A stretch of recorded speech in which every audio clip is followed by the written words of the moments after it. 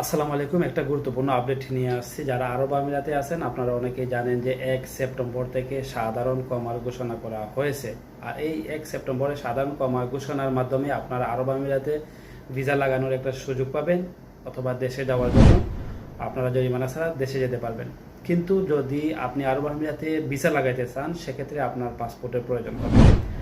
আরব আমিরাতে অনেকেই অবৈধ প্রবাসীরা আছেন যাদের ভিসা নাই, তারা অনেকে আমাদের কাছে মেসেজ করতেছেন যে এই মুহূর্তে আর্জেন্ট পাসপোর্ট করা যাবে কিনা। দেখেন, পাসপোর্ট করতে হলে আপনাকে কি করতে হবে? বাংলাদেশ দূতাবাস বা কনসুলেটে যোগাযোগ করতে হবে। আর আরব আমিরাত না, বিশ্বের যে কোনো দেশে আপনি অবস্থান করেন না কেন, ভিসা লাগানোর জন্য অবশ্যই আপনার পাসপোর্টের প্রয়োজন হবে।